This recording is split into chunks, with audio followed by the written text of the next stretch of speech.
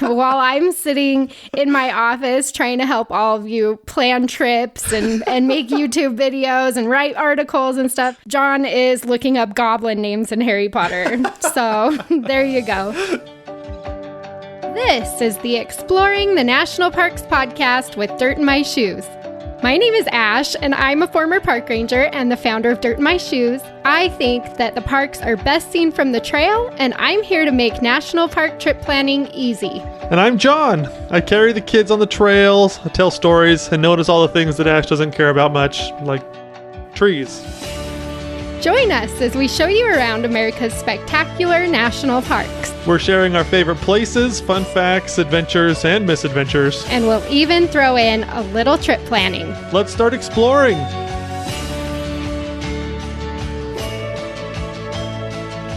I feel like pretty much the only thing people know about South Dakota is that it has Mount Rushmore. Yeah.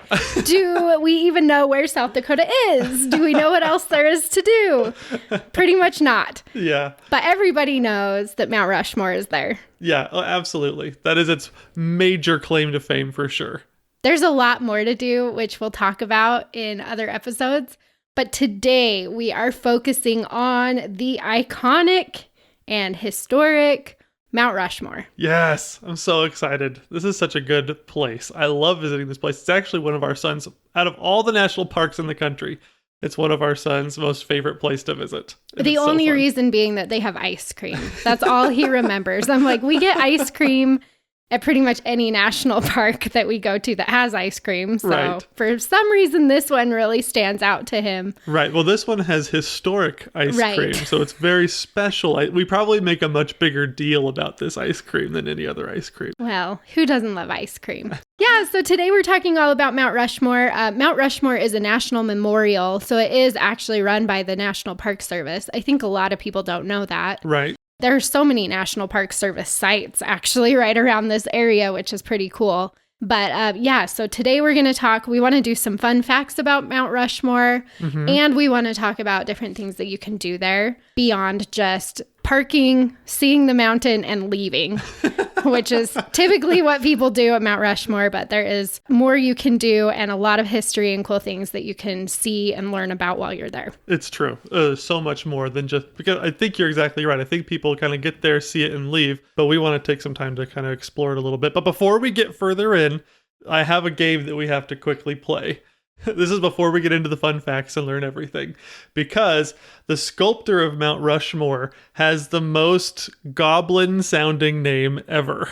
And it's a pretty awesome name. And so, and by goblin, I mean by Harry Potter goblins. And so, just for the listener, really, because you already know his name.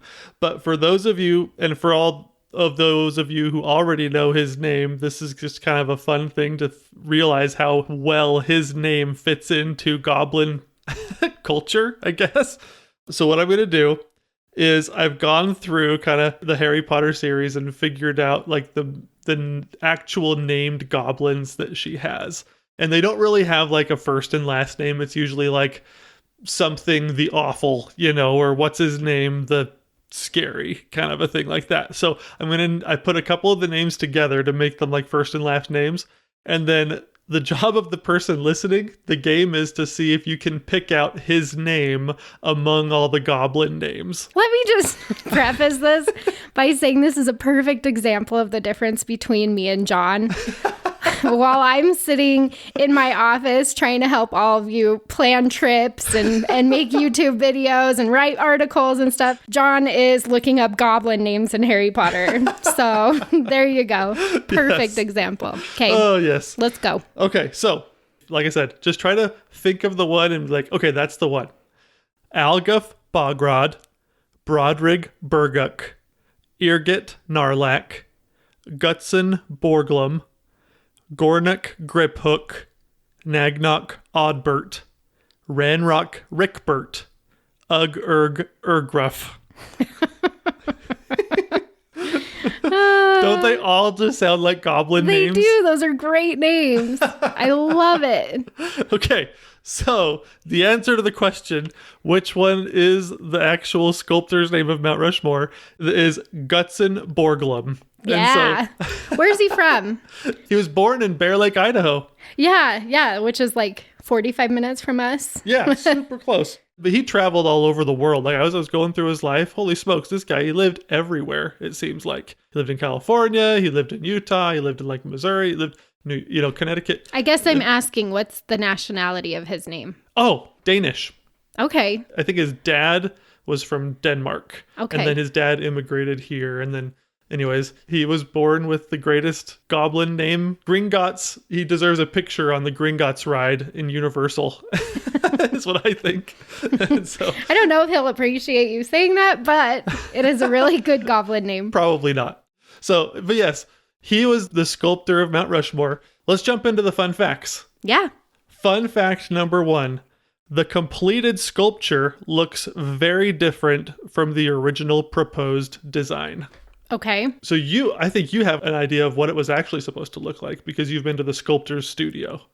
Yeah, so if you go into the sculptor's studio, there's a 1/12 scale of Mount Rushmore in that studio. Right. And the studio was the second studio that Gutzon Borglum used while he was there overseeing the creation of Mount Rushmore. Right. So yeah, they have a big sculpture in there of Mount Rushmore, but I guess I'm trying to think of how different it is from what you actually see on the mountain, because Right. I was thinking they were similar. Yeah, well, there's 4 different things that are different from the original model that he made and presented and was approved originally. So the glasses. that's not one of them. It's not. Nope. Oh, I remember. I thought they weren't going to put glasses or something. Oh man. Okay, tell me. Okay, so number 1, Thomas Jefferson was originally supposed to be on George Washington's right side. His right, not our right. Okay, I was like, but George Washington is on their Far far left. left. Yeah. Yeah, Okay. as the viewer, he's on our far left. So originally, Jefferson was on Washington's right, our left.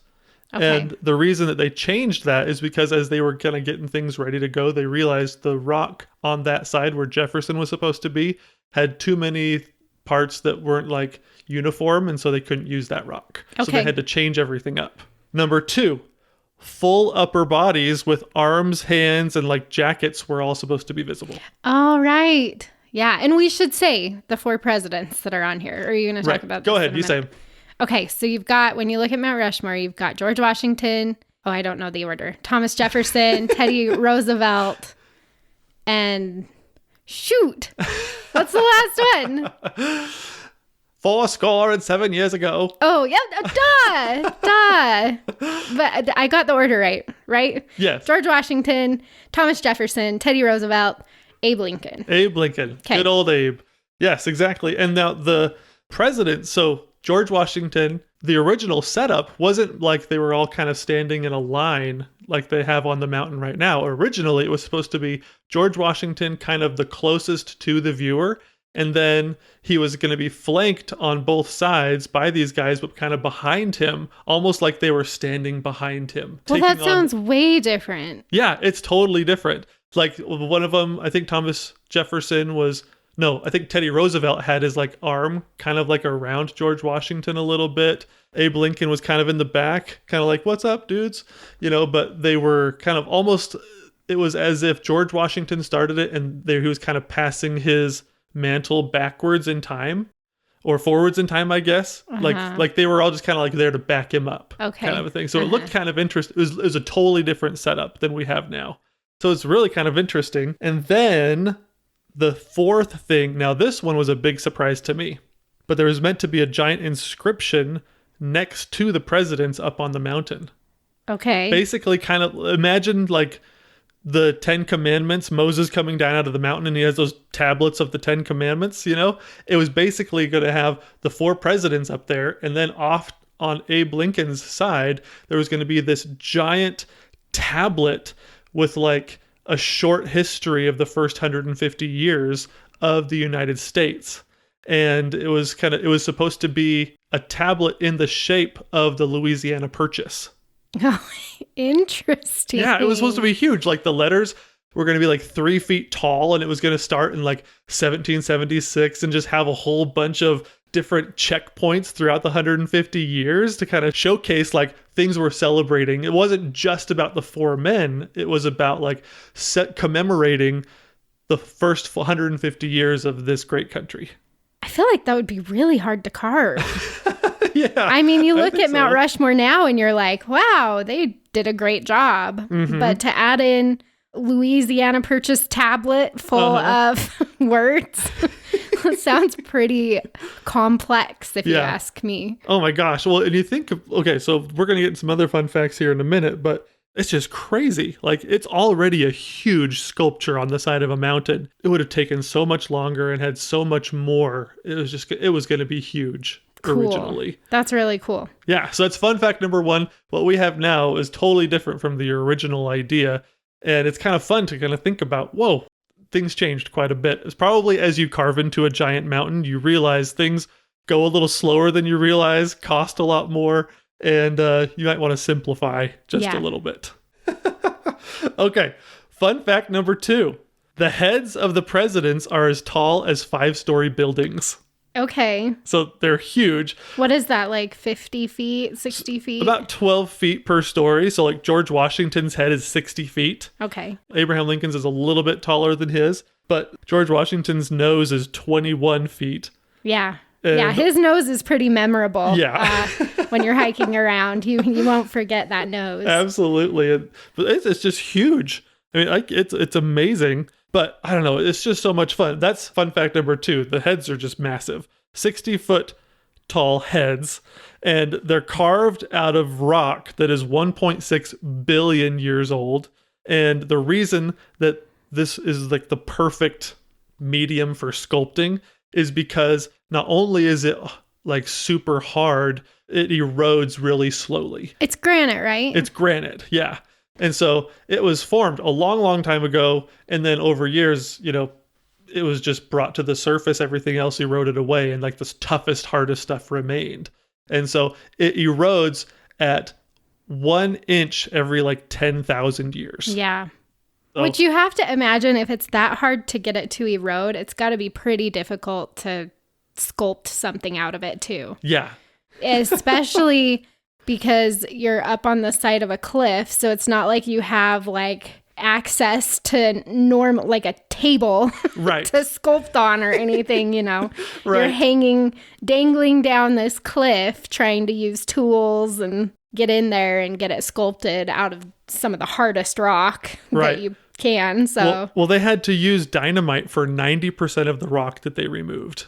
Yeah. And so they blew off tons of the rock that they used, and it took them 14 years to carve the thing to completion to what we have now. And so it took forever. And so they would use dynamite and they would blow off giant chunks until they got to about like 3 to 6 inches to where they wanted to have the sculpture eventually be.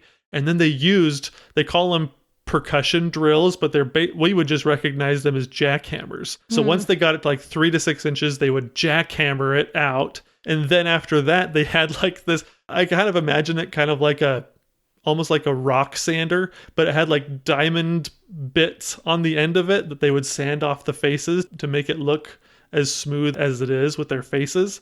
But these guys that were dangling off the sides of the rock face, it's a 500-foot rock face. It's not like they had the safety measures that we have today either. And so they're just hanging off ropes. They each had like a little chair that they were sitting in that was just tied to it was a 3/8 inch steel cable that was lowered down over the edge. And so I think OSHA, would have a heart attack. Today, HR would have some problems with safety if they were doing this all today. Oh, yeah, but it would take twice as long to get it done. Yeah, exactly. That's funny. I was thinking as you were talking about that, I thought, that's an interesting skill set to have. like what type of people were volunteering or signing up to do this work. Yeah. Because it's not something that you'd be like, oh yeah, I went to school for this. I know how to carve a 20-foot nose into a granite cliff. Right. Well, they were talking about on the national park website, you can read about some of these different workers' experiences. And they mentioned it's just like, this was during the Great Depression when they were carving this. And so most of the guys are just like, well, I hate heights, but it's kind of the only job I can get. So you know what else I saw when I was reading about the ice cream? So they had a baseball team called the Memorial Team that was made out of workers who worked on Mount Rushmore. Uh-huh. And it said some of their hires for working on Mount Rushmore were specifically because they had baseball skills. So they needed a good pitcher for their team. And so they hired someone who could pitch, not someone who could use a jackhammer. How are you with heights? Terrible, but I get on base a lot. Yeah, exactly. So I thought that was funny too, because it was like, baseball is life. Heck yeah, man. That's the great American dream right there. Working on Mount Rushmore and playing on a baseball team. Like, it doesn't get any more American than that. No, that's awesome. Oh, I love it. Add some apple pie in there and you're good to go. Oh, but those guys, so there were 400 different workers throughout the whole project, basically. They kind of went through different, groups of people. People got hired and quit. But 400 people basically worked through Mount Rushmore. And they removed like 450,000 tons of rock off which you of that can mountain. see at the base of the mountain. Yeah, they didn't move it. Yeah, most of it's just sitting there. Yeah. So that's all. We've kind of covered a lot of ground there, but let's move on to fun fact number 3 because it is so great. Okay, fun fact number 3. Mount Rushmore was actually constructed in order to hide the fabled city of gold. Oh, no. Cibola, El Dorado. They constructed it to keep all the gold from falling into Confederate hands. Disney really let the cat out of the bag on that one. Oh my gosh. Wait, what are you referring to? I feel like you don't know? Well, are you talking about National Treasure? National Treasure 2. Yeah. Ghosts, okay, listen. Nicolas Cage, John Voight, Helen Mirren. Yes. I knew that was going to come up during this episode, so I came prepared.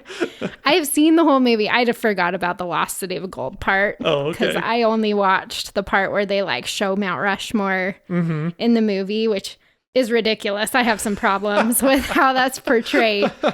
Oh my gosh. But, we both have our problems with that movie, but I actually don't have a problem with the giant city of gold. What's your problem with the movie? Okay, so my problem with it, let's talk about this, because a lot of people go to Mount Rushmore and look for the lake behind Mount Rushmore. Right. Okay, so that's my first problem. People, there is no lake behind Mount Rushmore. That is totally false. That was some fancy filmmaking. However, that lake is Sylvan Lake, which is in Custer State Park, 15 minutes away. So It is right there. It's just not right behind Mount Rushmore. Right. Makes for some good cinematography. But here's my other problem with it, okay? Before you move on from there, on the National Park website, as you kind of click around and look at a bunch of different things, they actually show, and I think they do this on purpose, they show Mount Rushmore from behind on lots of different pictures. I think probably just to prove that there's no lake because they've got all these people there trying to get behind Mount Rushmore to the lake that doesn't exist. Exactly. Okay, what's your other problem? Okay, my other problem with it is so unrealistic that they are standing there carrying, dumping water bottles of water on the granite. There is so much granite around that lake that for you to find a little eagle on the side of a granite rock that you've splashed a water bottle of water on is so ridiculous. I was watching that scene again and I was like, no, that's so bad. That's so bad. Okay, this is why we're married. This is so funny to me because that was one of the problems that I had as well. I wrote down 2 problems I had with the whole movie, and that was one of them. Yeah, that you could find anything with a little bottle of water on all those rocks. Well, this is what I was thinking. As an avid hiker, I was thinking to myself, they're spraying, they just like hand out 5 bottles of water. Yeah, like little who was plastic bottles carrying of all that water? Well, what I was thinking was like, dude, that's all your drinking water for the day. You can't just sprinkle all your drinking water. You've got a freaking lake right there. Yeah, but they found the eagle it was like in a side of a rock. It wasn't even on top. I was like, there's no way she would have actually just splashed the water there. Right. It would have been on top of there anyway. Yeah, those little bottles of water don't go very far. No, that whole scene was like, that is the most ridiculous thing I've ever seen. Oh my gosh. What I loved was how they kind of, the clue that led Nicolas Cage and them to find that was that the entrance shall only be revealed under a cloudless rain. So like, that's where they realize, oh, we got to sprinkle water on the granite. I'm pretty sure that eagle was in shade, you know? Yeah. Like, Yeah. So it just didn't work. But Nicolas Cage is one of the greatest actors of our time. And so you just have to watch his movie and appreciate it for what it is. Oh my gosh, there's so much wrong with that statement. But it is fun to see Mount Rushmore in movies and then see it in person. Mm-hmm. So that part of it, it's like, it's pretty cool to see it in a movie. Yeah. And then to stand there at the base of it and see it yourself. Yes. I think the one true aspect of the fact that there's like these giant things hidden behind Mount Rushmore is that there is. Gutzon Borglum actually did carve a giant like space to keep things hidden behind Abe Lincoln's face. Yeah. It's called the Hall of Records. Yeah. See, that's pretty cool. Yes. If you ask me. Yeah. So I wonder what's in there. Did it say what's in there? Well, I think this is my thoughts. They've said that they've stored like some porcelain things in there, but my thought is there actually is a passageway to a hidden compartment of beautiful the lost things. City of Gold. Lost City of something. They're giving us a cover story. Yeah, he just carved it, but then we don't actually really use it, you know? But I'm with you on that. I'm that not doesn't buying the make story. sense. Yeah, I I'm think sure gotta be there's something in there. Yeah, exactly. You don't just leave. What kind of porcelain things? I don't know. Did They it just weren't say specific. it just said porcelain? Yeah. Nah. They weren't specific. Nah. There's some gold in there. Yes, exactly. So there is some, like, people talk about that storage space behind Mount Rushmore, and it does exist. It does exist. So that's pretty cool. Right. But the lake is Sylvan Lake. So if you want to go to the lake, go to Custer State Park and go to Sylvan Lake. It's not behind Mount Rushmore. Right. And save your drinking water because it gets pretty hot in South Dakota. Yeah. Don't just sprinkle it all over the granite. I would love to see like a major water fight like at Mount Rushmore, just like 4th of July impromptu water fight. And, you know, just, I don't know. There's a lot of granite we could cover, I think. Why? Why? For Nicolas Cage. Okay. All right. Fun fact number 4. Do you know why it's named Mount Rushmore? I actually don't. It's true. Who's Rushmore? Exactly. What does Rushmore have to do with anything, you know? So basically, let me tell you the story. Before Mount Rushmore was even like considered, you know, or a long time ago, before it was even an idea, the Black Hills, there was a lot of mining operations going on. Well, that's what brought everybody to the Black Hills was mining. They found gold. Exactly. Which is why there's probably gold behind Mount Rushmore. Yes. The United States Treasury has a massive amount of gold hidden right behind Abraham Lincoln's face. I would not doubt it. Fort Knox has a second adjacent or a second property right behind Mount Rushmore. Yeah, exactly. Okay, continue. Mining gold. Yeah. So in 1883, there was a mine nearby called the Etta Mine, and it was, they thought, pretty rich in like tin and some other kinds of metals. And so there was a lot of people interested back east in kind of investing in some of these mines out here, you know, obtaining some of the rights or some type of agreement or like association with a lot of the mining operations that were going on back here. Well, in 1883, a lawyer from New York City came back west out to South Dakota to visit some of these mining operations, check them out, probably to secure some investments into some of these mines.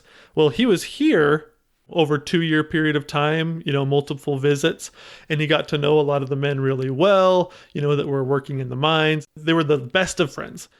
One day they were sitting at the base of a giant granite peak, kind of admiring it. And Mr. Rushmore, Mr. Charles E. Rushmore, was sitting there admiring it. And he asks one of his compatriots, "What's the name of that mountain?" And they're like, "It doesn't have a name." And then one of them spoke up and said, "We're going to name it right now.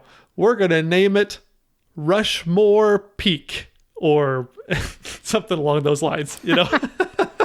And so he thought, "Oh, that's super nice of you guys. That's fun. That's fun. Well, it doesn't have a name. You'll just name it after me. It'll be the name for a little while." Well, he goes back home to New York City. His friends back in South Dakota followed through on what they said and eventually got it recorded in the land office in Washington, making it official that it is actually Rushmore Peak, Rushmore Mountain, and Rushmore Rock. And so it's just named after a New York City lawyer that took a trip back west over a couple periods of time and became friends with some of the miners out there. Oh my gosh. Yeah. And then they chose Rushmore Peak to put the carving in. Exactly. And so we just call it Mount Rushmore. Has absolutely nothing to do with the memorial. Oh, that makes me kind of sad. It's funny, but like, oh, Yeah. should have been named after someone local, you feel like, but Yeah. okay. Yeah. So it's a kind of a funny story. You know, it shows you how things get named. It's kind of a little bit funny.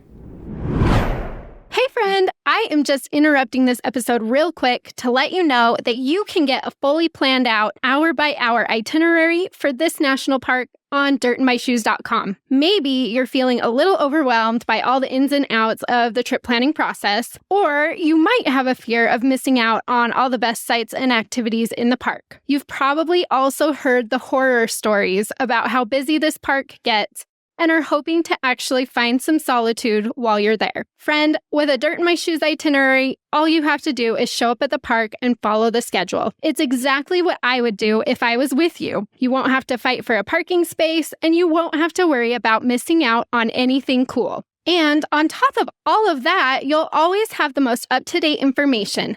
I keep your itinerary updated in real time, so you'll know all about what's happening in the park when you go. This is super helpful because what if an activity or a road is closed for construction? I'll provide you alternative options for that. Maybe extra reservations are needed to enter certain areas of the park. That can be so stressful, but I will help you snatch up those hard-to-get reservations. And what if Mother Nature strikes, which she really always does, with a major weather event like wildfires or flooding? I'll make sure you can easily navigate through those changes while still filling your days with fun and adventure. I am here for you every step of the way. You'll find a link to the itinerary in today's show notes, or you can go to dirtandmyshoes.com to find all of the available itineraries. It's time for an epic national park vacation, and I can't wait to see you out on the trail. Okay, fun fact number 5. Gutzon Borglum was famous for carving presidents' heads before he did Mount Rushmore. Okay, did he do the one in Georgia? He did do the one in Georgia. Yep. Sort of. There's a interesting history there. Okay. But it's not just that one either. Okay. And so let me tell you a little about his history. So I told you before, he lived pretty much everywhere. He was born in Idaho, moved all over the country. He caught his big break after painting a portrait of John C. Fremont, and that helped him earn enough money and get enough projects done so that he could actually afford to go to Europe, and he lived there for a while. While he was there, a lot of his work was actually displayed at Windsor Castle for Queen Victoria. Okay. His paintings. Paintings, I didn't necessarily say, like some of the information on him didn't say exactly what it was. Okay. But while he was doing this and studying and everything back in Europe, he kind of came up in his mind, he wanted to develop kind of a truly American form of art. And so what it says here is while he was trying to discover this American style of art that he wanted to head up, is he wanted to experiment with the emotional impact of volume, meaning like really big blocks of stone, larger than life pieces of art. Mm-hmm. And so after living in Europe, he came back to the States, and he actually, out of a large block of marble, he sculpted a massive head of Abraham Lincoln. Okay. And after he finished completing it, he actually displayed it in a shop somewhere in New York City, and people were coming from all over the place to see it. Now, this is where kind of blows my mind, because like time frames, it was like, really? No way. the son of Abraham Lincoln was still alive. Oh. Because really, you're thinking about this. Yeah, it's true. Yeah, right. This is like either late 1800s or like early 1900s kind of a thing. And so the Civil War was in the 1860s. Yeah. And so a lot of these people were still alive. People that knew these people from the past were still alive. And so eventually, Abraham Lincoln's son decides he's going to take the trip to go and see this head of Abraham Lincoln. And so his name was Robert Lincoln. He was the son of the late president. He was taken to see it. And when he saw it, he was just totally taken aback. He exclaimed, "I never expected to see father again." And so that really just like, people were like, holy cow, this guy is doing an amazing job. And then because of that, people from Georgia, they wanted to carve like some Confederate generals into Stone Mountain in Georgia. And he actually didn't complete that job. Like he had some problems with some of the businessmen who were funding the job. You know, he did do, I think, the head of Robert E. Lee, and the people that knew Robert E. Lee were like, holy smokes, it was of extremely good likeness. But there was some creative differences, and eventually Borglum just destroyed his model of it and then moved out to South Dakota, where they had offered him Mount Rushmore. Interesting. And so he had a really interesting history when it comes to like political figures and presidents and generals and things like that. He's done a lot of work doing likenesses in sculpture, in paintings, and a lot of different things for these people. So he had a lot of experience depicting national figures for a very long time. And Mount Rushmore really is just like the pinnacle. It's the apex. It's the capstone of all of his work. Mount Rushmore is the capstone of all of it. Cool. So I don't know the timing actually, when was Mount Rushmore actually finished? So Mount Rushmore was finished in 1943. But he actually didn't finish it. And it took 14 years. Took 14 years. Right, but he passed away. Yep, he passed away in 1941. That is so sad that he didn't get to see it finished. I know. After all his work. I mean, I'm glad he gets all the credit now, you know, and we talk about him and it's his. Yep. but it is sad he didn't get to see it finished. Yep, but it definitely, like a lot of the credit goes to the Borglum family, because his son, Lincoln Borglum, ended up putting the finishing touches on everything. And the visitor center at Mount Rushmore is the Lincoln Borglum Visitor Center. So that makes sense. Yep. The Borglums were incredible sculptors, great artists, true Americans in a lot of ways, and they were just so cool. But this is my last fun fact. We're going to move on from here. But fun fact number 6, and I rarely do 6. Mount Rushmore has been dedicated at least 6 times. Oh, really? Why? And so before work even started, it was dedicated in 1925 as a national memorial. Calvin Coolidge dedicated it in 1927 with the first carving, like the ceremonial first carving. In 1930, it was dedicated when Washington's face was finished. 1936, when Jefferson's face was finished. 1937, when Lincoln's face was finished. And 1939, when Roosevelt's face was finished. That's funny. They're just any excuse to celebrate. Exactly. It's like half birthdays. Yeah. Once you start dedicating one president's head, you gotta follow through, or you'll have some angry people. I always thought it was funny, some of the presidents that came, because Calvin Coolidge did one of the dedications and FDR did another one of them. And I always thought to myself, I wonder if they had any like hard feelings, like if I would have been president 20 years ago, my face would be up. Should be up here. Exactly. I remember Teddy. Come on. He does not deserve to. Actually, he totally does. He totally does. But anyways, those are the fun facts. And I figure we'll talk about some of the presidents as we go on. But this is an amazing place. It's such a cool place to experience and explore. And it's just a really fun place to learn about, because there's so much you can learn about. It's really, the purpose of it was to celebrate or commemorate the first 150 years. It wasn't just these 4 presidents, you know. The original purpose was to commemorate a lot of the founding principles of the United States. Well, let's talk about the presidents right now, because I feel like that's a big part of it. Why those 4? Sure. Why were they chosen? Okay. So in President Coolidge's speech, you know, the former president, Calvin. Cal, exactly. So in his dedication speech, he covered why they're basically including these presidents. And so I'll just kind of read from his speech, just a short couple of sentences regarding each president. So With George Washington, he says, "It is but natural that such a design should begin with George Washington, for with him begins that which is truly characteristic of America. He represents our independence, our Constitution, our liberty. He formed the highest aspirations that were entertained by any people into the permanent institutions of our government.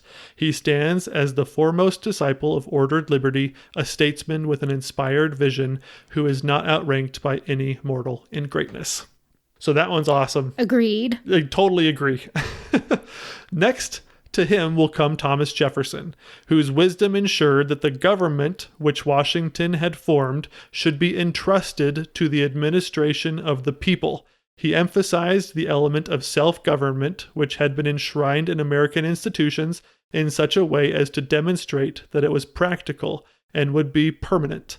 In him likewise embodied the spirit of expansion, recognizing the destiny of this country. He added to its territory by removing the possibility of any powerful opposition from a neighboring state. He gave new guarantees to the rule of the people.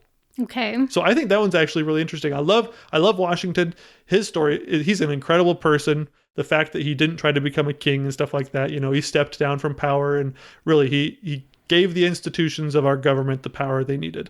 And I love the one about Thomas Jefferson continuing the self-government of those institutions.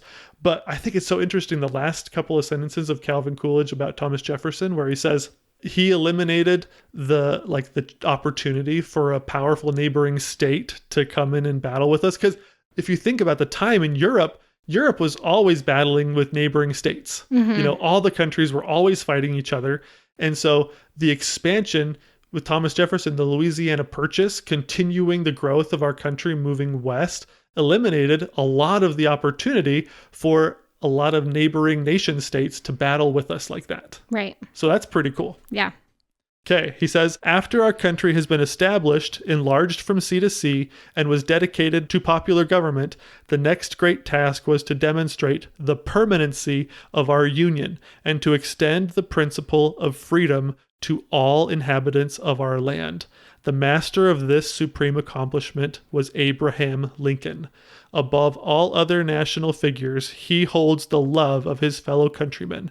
The work which Washington and Jefferson began, he extended to its logical conclusions." Oh, I like that. That is really cool. Yeah. And the Park Service on their site, they have another little blurb about Lincoln that's cool. "Lincoln held the nation together during its greatest trial, the Civil War. Lincoln believed his most sacred duty was the preservation of the Union. It was his firm conviction that slavery must be abolished. And Gutzon Borglum chose Lincoln to represent the preservation of the United States." And this is what Lincoln, a quote from him, "I leave you hoping that the lamp of liberty will burn in your bosoms until there shall no longer be a doubt that all men are created free and equal." So that Cool. one's, Yeah. obviously he's one of the, if people were to name their favorite presidents, 1 and 2 are always Washington and Lincoln. Yeah. And so absolutely he's the best. But this is one I think that people sometimes are wondering, why is Teddy Roosevelt up on the mountain? I don't think a lot of people understand his contributions to the country. But President Coolidge said that the principles for which these 3 men stood might be still more firmly established. Destiny raised up Theodore Roosevelt. To political freedom, he strove to add economic freedom. By building the Panama Canal, he brought into closer relationship the East and West and realized the vision that inspired Columbus in his search for a new passage to the Orient.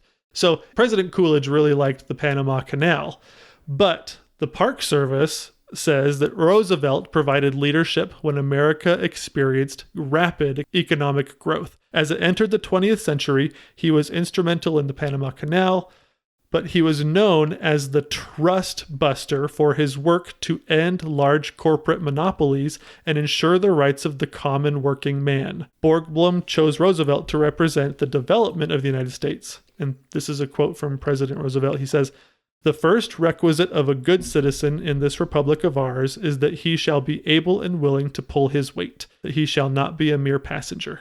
And I really think that the reason they put him up there is because he was in Newsies. Yeah. Newsies. And I mean, I love him because, he protected a whole bunch of land. So yeah, President as Parkies, we're like, oh, Teddy Roosevelt's the best. Exactly. He saved all this land for us. Franklin Roosevelt, when he was doing his dedication, he mentioned that about Teddy Roosevelt. He was like, basically, he said, paraphrasing, that it's great that, this memorial is being built here in the land, in a place that Teddy Roosevelt thought was so special, the wild outdoors, and so it's a really cool thing. And so those 4 presidents, I mean, goodness sakes, they were important in so many different parts of history of our country, and they all stood for different, strong principles that kind of made our country what it is today. Yeah, I love that. And I mean, I said this before, but when you're standing at the base of Mount Rushmore, and the grandeur of it is right around you. Right. It makes you even more excited and grateful. Yeah. So it's awesome. It's fun to know all those things about the presidents. It's really cool to know that and then to stand there and just soak it all in. Yes. Okay. Let's talk about some of the things that you can do at Mount Rushmore.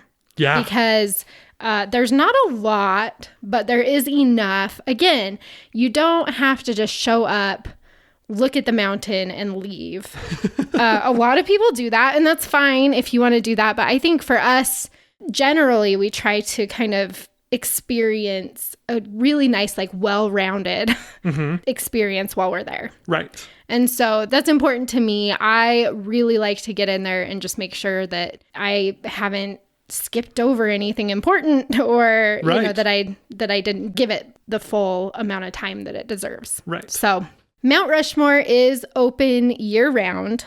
They don't run ranger programs during the winter, typically. And so if you're wanting to really, you can still get in, you can still take a self-guided tour. You can still get into the visitor center. There are still things you can do when you go in the off-season. But if you really want to get in there and you want to join in on some of the ranger programs and things like that, which I think really make the experience special. I think it would be so cool to be a park ranger at Mount Rushmore because people are here to see the mountain, but there's so much opportunity for you to enhance their experience while they're there as a ranger, right, doing these programs. And Mount Rushmore has one of my favorite programs in anywhere. Yeah, so, me too. But you can go year round, but typically from November to April, there's not a whole lot going on by way of ranger led activities or anything like that. I think mainly because people would freeze to death outside. We've been there when it snowed on us last time we went to Mount Rushmore, and it was great. Yeah. It was great. It was really pretty. Cold, but there was no people there. Yeah. So it might be worth it, if you don't care so much about the ranger programs and you just want to see the mountain and you don't mind South Dakota in the winter, which I will say is a little bit rough, but it's doable. So Mount Rushmore is only open during certain times. You can only go during certain hours. Typically during the summer, they're really long hours. That's 5 a.m. to 11 p.m. And so you've got a lot of time there. So it's not you're limited really, but you will want to check and make sure just the hours of the memorial when you're hoping to go. The last thing that I just want to mention is that a lot of people get confused when they get to Mount Rushmore. Your annual pass won't work here. So if you have a senior pass or the America the Beautiful pass, any of those annual passes for the national parks does not get you in here because it's a parking fee, not an entrance fee. Right. So everybody pays the parking fee. It doesn't matter if you have the pass. You still have to pay the parking fee. So a lot of people get mad about that. So when you get there, you will pay a parking fee. And then you park and you'll enter through, there's big welcome area with columns. And you'll walk through there, and that's where, right after you walk through there, that's where you can pick up, they do self-guided tours, which is just the little, I don't know, looks like a phone. Kind of like an old school walkie-talkie. Yeah, the handheld thing. Right. Johnson. Yeah. They do cost money to rent these, but you can rent one, and then it will, you can either sit down in one spot near the memorial and just look at it, or you can go from spot to spot. It will move you around if you want to. So that's an option.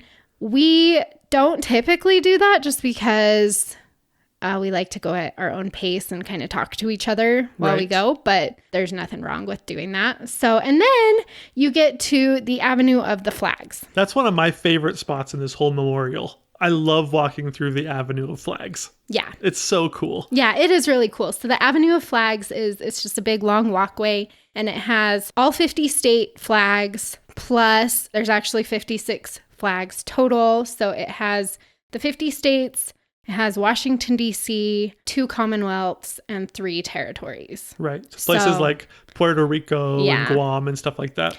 Yep. So you'll see all those flags. It's fun to find your flag from the state you're from. And that leads down to basically the Grand View Terrace, which is just the big flat part that you can stand and look out over Mount Rushmore. So, which is my favorite viewpoint in the whole place. It's so cool.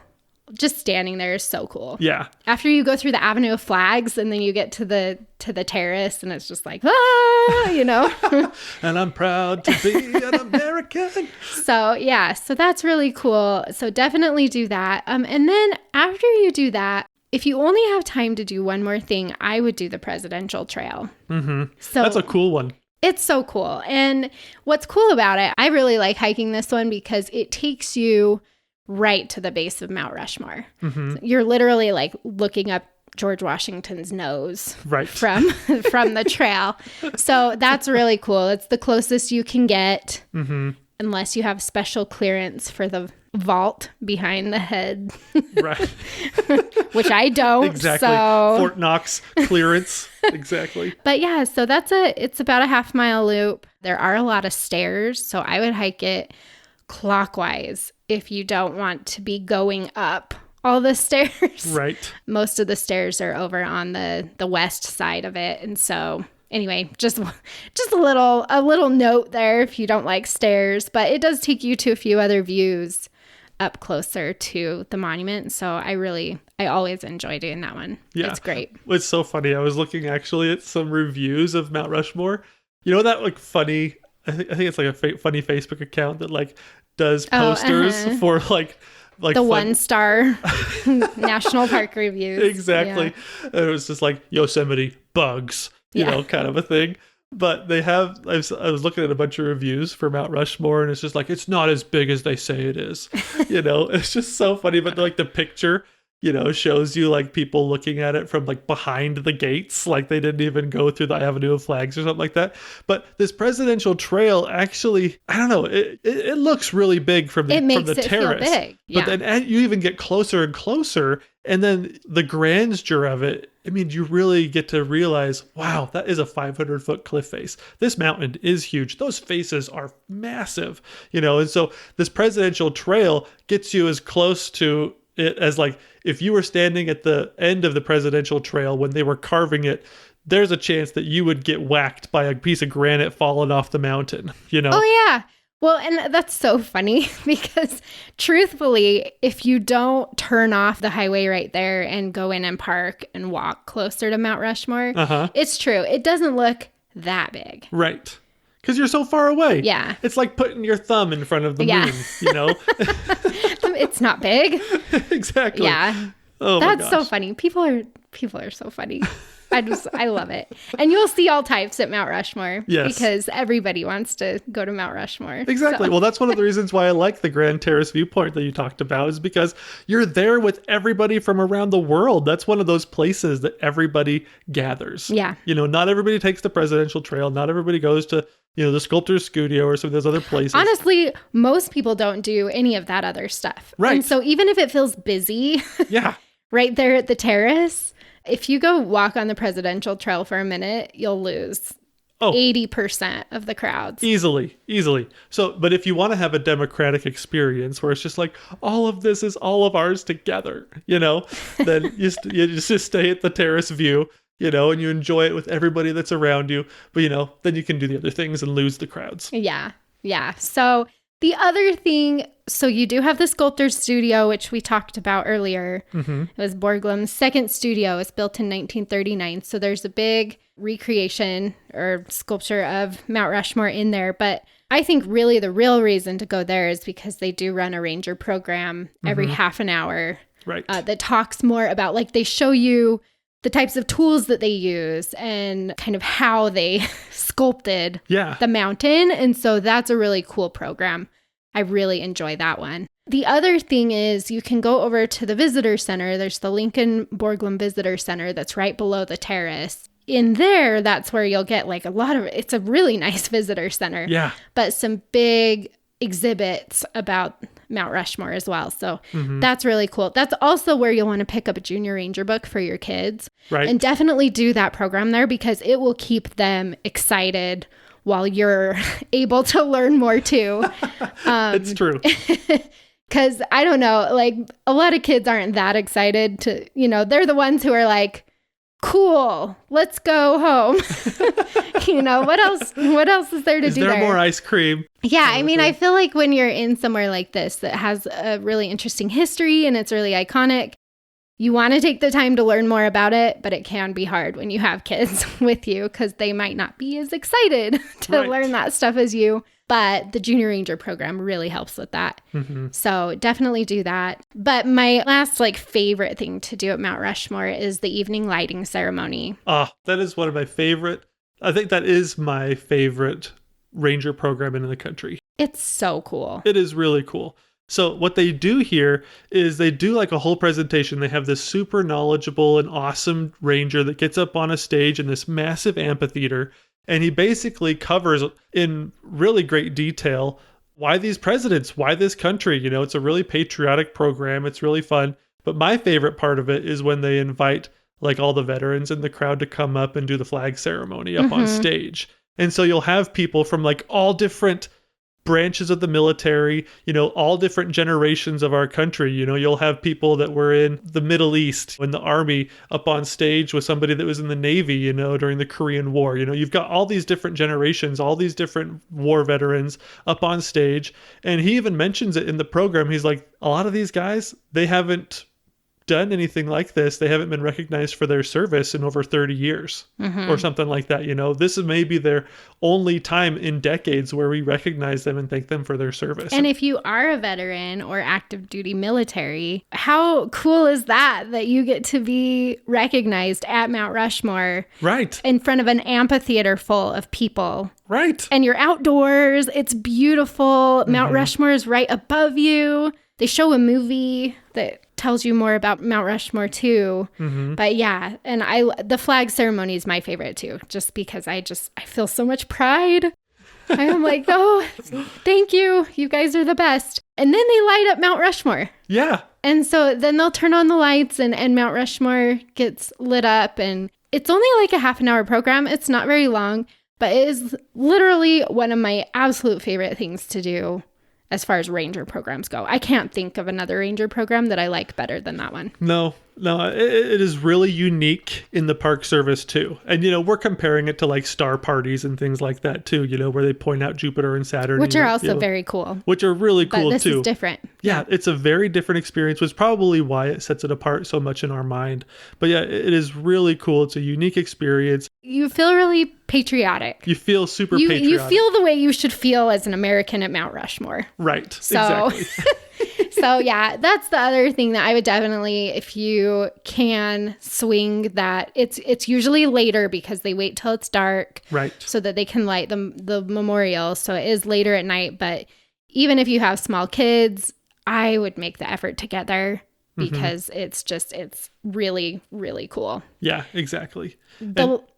I was going to say, because it is a little bit later at night, they do have some restaurants on site at Mount Rushmore, but also that parking pass that you pay for is good all day. And so if you need to go out, get dinner and come back if you wanted, you can do that. Yeah, we'll do that sometimes. We'll drive down into Keystone for like the dinner hour, go down there. But we always do try to get back for sunset. Yes. Because sunset is right behind Mount Rushmore. A lot of times the clouds right behind Mount Rushmore are just lit up and beautiful. And so sunset and the evening lighting ceremony, it's unforgettable. It's stunning. And it's less busy usually. Yeah, it's true. Because you don't usually have the big busfuls of people later in the evening. Right. So that makes it nice too.